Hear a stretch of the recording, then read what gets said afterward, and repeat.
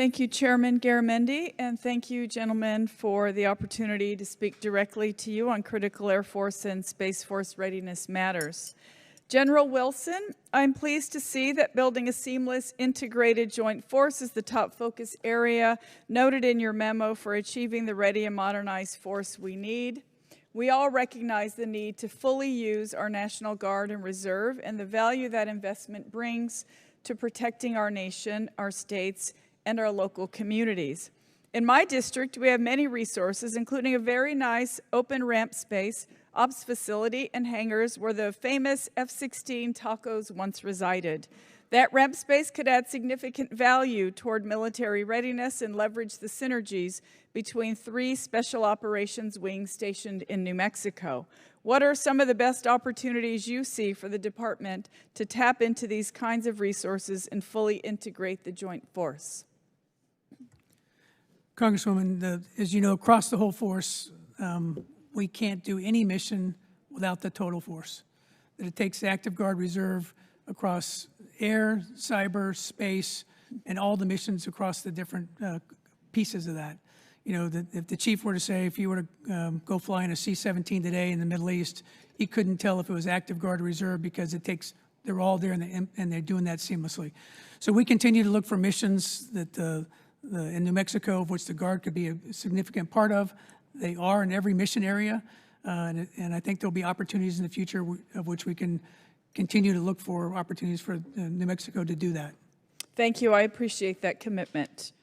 General Thompson, it was noted in the very recent report to the committee that the DoD intends to establish several Space Force centers or center equivalents to execute space-unique functions that will be co-located with Air Force counterpart centers to the maximum extent practicable in order to leverage existing infrastructure and resources.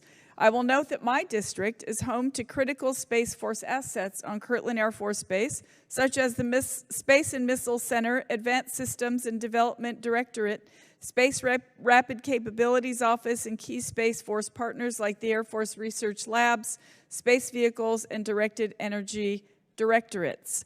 Given all those obvious synergies, would I be correct in thinking that bases like Kirtland, with its cutting-edge space capabilities, would be on the short list? Yes, ma'am. I'd like to say, as you listed, there are a tremendous number of capabilities at Kirtland Air Force Base today. It is a national center when it comes to science, technology, research, and development. You listed the research lab, our advanced development division, the Space RCO. Kirtland plays a tremendous role and has for many years in terms of prototyping, researching, and delivering new space capabilities for the nation. I have no doubt it will continue to play that role for the Space Force and well into the future. Thank you. Thank you for that. And how much time do I have? General Wilson, as the chairwoman of the National Parks, Forests, and Public Lands Subcommittee, I'm paying close attention. Excuse me. I'm paying close attention to the department's proposals that impact public lands that have great environmental value and are key to preserving irreplaceable Native American cultural resources and tribal history. In your view, can the proposed expansion of the Nevada Training and Testing Range be carried out in a manner that both enhances military readiness and is compatible with stewardship of natural and cultural resources? And what are you doing to ensure that Native perspectives on this issue are fully considered? Congresswoman, the short answer is yes, I think we can, and we have to work together. So to bring in your local and tribal communities have to be part of the discussion and conversation, and I think we can effectively do that to preserve all the things you just mentioned while we also expand the airspace to allow the type of training we need for peer competition.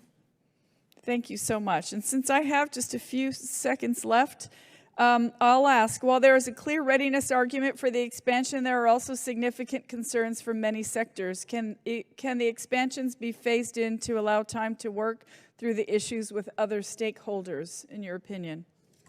Yes, I think they can be phased in. Thank you. Chairman, I yield.